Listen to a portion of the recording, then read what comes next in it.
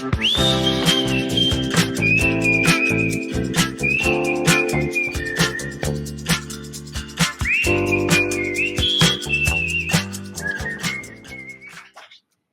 is me being me now. I can't promise a better delivery, but you've got the genuine article here at least.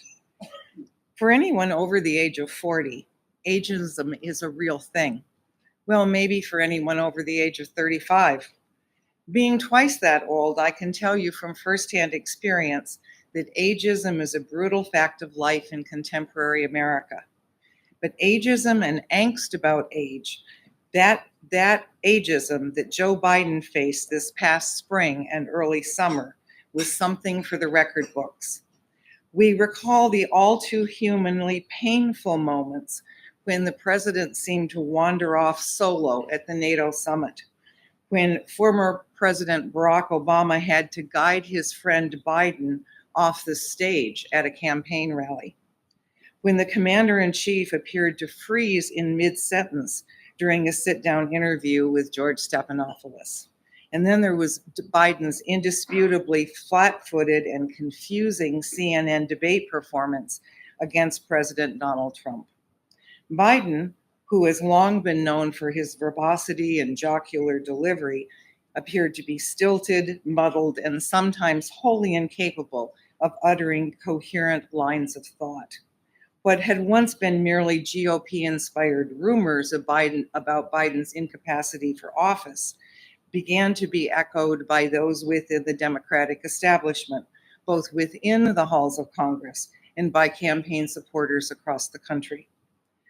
Concerns about Biden's age and suspected mental infirmity had come home to roost, with White House Press Secretary Karine Jean-Pierre often parrying questions about whether her boss had been tested for Parkinson's disease or whether he had been screened recently for cognitive disorders. On the Friday following the disastrous debate with Trump, Biden was forced to underscore his ability to execute his duties when he told ABC's Stephanopoulos rather petulantly, "I have a cognitive test every day." This, of course, referring to the daily responsibilities of the presidency. But Stephanopoulos did Biden no favors when, following the interview, he remarked to a random questioner on a New York City street, "That guy won't last another term." And finally, when White House Speaker Emeritus Representative Nancy Pelosi called on Biden to, quote, carefully consider his decision to remain in the presidential race, this after the president had announced his decision to maintain his campaign, the death knell for Biden's candidacy sounded. The press made much about Biden's mindset. The New York Times and the Washington Post both called him, quote, bitter and sad about his ultimate decision to withdraw his candidacy. A staff writer for the Boston Globe suggested that Biden was unlikely ever to come to terms with the abrupt demise of his 50-year political career, even given the tremendous support of his family. Two of Biden's formal addresses, both given in the wake of his decision to hand over his campaign and much of his entire campaign staff to Vice President Kamala Harris. Two of these speeches offer us some clues about Biden's mindset and his reaction to a decision that was both politically ruthless and personally selfless. The first of these addresses is the somber speech that Biden delivered from the Oval Office on the evening of July 24 of this year, announcing his decision to withdraw from the presidential race. The second of the speeches is Biden's keynote address, delivered on August 19 during the first night of the Democratic National Convention. Occurring a mere 3 weeks apart, these two speeches show us a sure evolution of Biden's public approach to his own presidency, his decision to withdraw from the 2024 campaign, and his support for Harris as his replacement. Close textual analysis reveals that while the speeches served very different functions rhetorically, they demonstrated a coming to terms with age, ageism, and the politics of division currently engulfing our country. Sitting at the resolute desk in the White House, a setting often reserved for significant foreign and domestic policy speeches. Sorry. I have one slide, and Sue's trying to tell me how to use it. Biden delivered a reflective 10-minute address that explained his decision to withdraw from the presidential race, a determination that he had made a mere 3 days earlier. The president called the location sacred and invoked the legacy of George Washington, Abraham Lincoln, and Franklin Roosevelt, who he claimed had in turn showed us that presidents are not kings, and who implored us to reject malice, and who inspired us to reject fear. By placing himself and his presidency within such a revered group of his political forebearers, Biden simultaneously denounced his political opponent and elevated his own stature. The president's speech was divided into 3 distinct parts, designed in the formal rhetorical genre of a farewell address. George Washington's comes immediately to mind. Biden defended his record, defined his legacy, and described his plans for the remainder of his term of office. Shot through all these 3 themes was his repeated assertion that the nation is in peril and that, quote, nothing can come in the way of saving our democracy, close quote. Invoking John F. Kennedy's words, Biden cast himself as the bridge to the next generation of democratic leadership, intoning, quote, the best way forward is to pass the torch to a new generation. That's the best way to unite our nation. Long years of experience in public life are salutary, Biden argued, but he said that there's, quote, also a time and a place for new voices, fresh voices, yes, younger voices, and that time and place is now. The president asserted that he and his administration have championed the causes of working and middle-class families, grown the economy, defended personal liberties such as civil rights and the right to choose.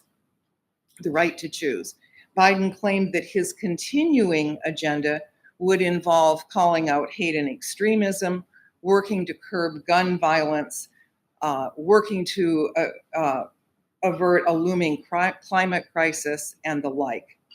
Biden also addressed his foreign policy plans, which notably hinted at the upcoming release of hostages, support for Ukraine, and continued strengthening of NATO.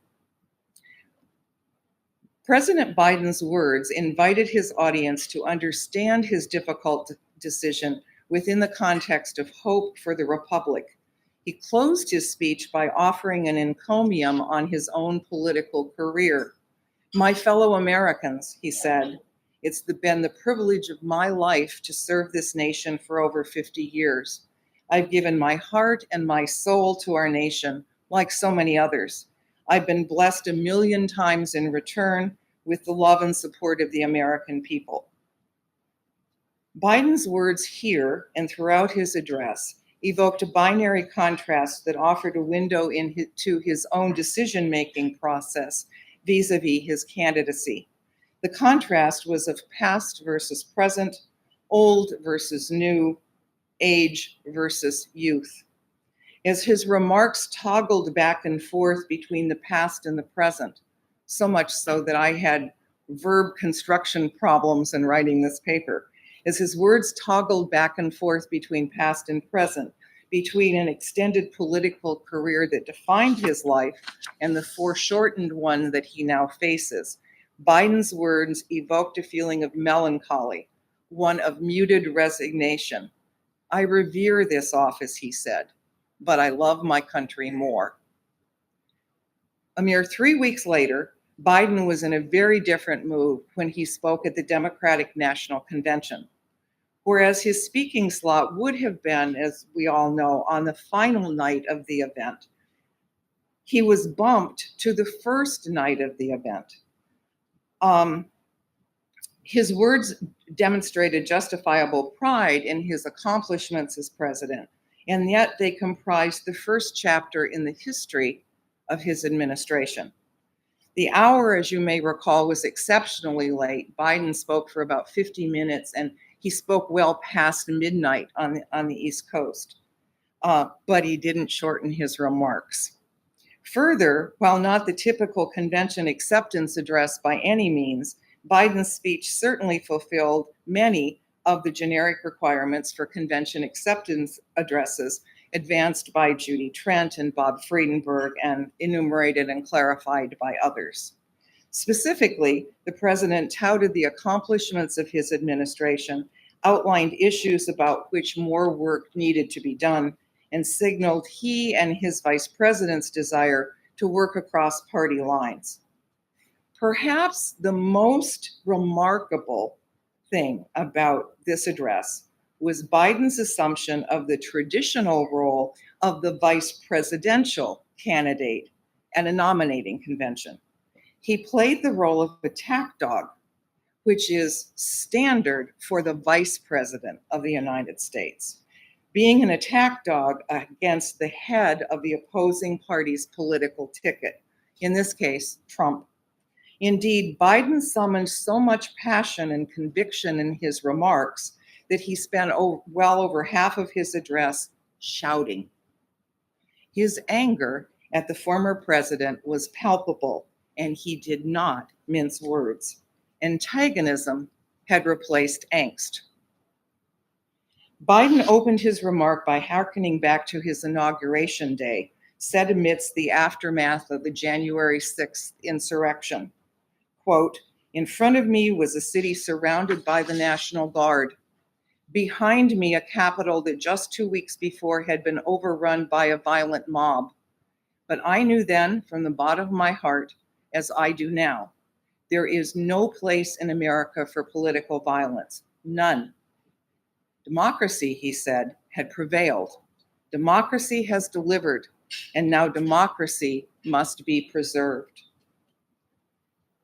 Biden rehearsed the events of Charlottesville in 2017, claiming, as he had so often before, that this was the precipitating factor in his decision to engage in the 2020 presidential race.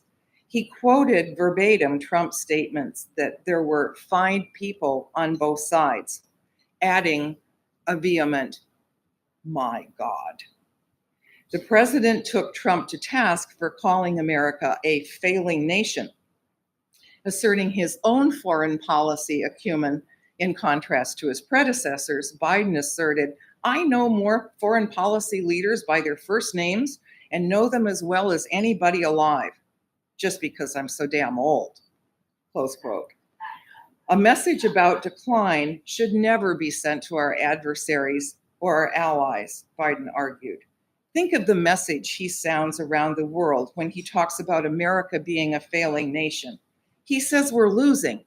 He's the loser. He's dead wrong. Close quote. I just got the 2-minute warning. So in the interest of time, I'm going to just quote a couple more illustrations that show us the quite remarkable and unusual extent of the animus that Biden expressed against the former president. Quote, "Donald Trump says he'll refuse to accept the election results if he loses again. Think about that. He means it. He's promising a bloodbath if he loses, in his words, and that he'll be a dictator on day one, in his words. If anybody else said that in the past, you think he was crazy. He is crazy, but you'd think it was an exaggeration. He means it. And I never thought I'd stand before a crowd of Democrats and refer to a president as a liar so many times. No, I'm not trying to be funny. It's sad." So to conclude, very briefly, my reading of these two texts against each other, I believe, has helped me to discern a clear evolution of thought and emotion on the president's part across the span of merely 3 weeks. Moreover, this progression appears to be only partially conditioned by the diverse generic constraints of the two addresses. Close textual reading allows us to discern meaning from both form and content in these speeches. Hats off to Leff and Campbell and Jameson. From a leader who articulated a melancholic, albeit well-grounded withdrawal of his candidacy, to an angry president who shouted his disdain for his one-time opponent, angst evolved into anger for Joe Biden.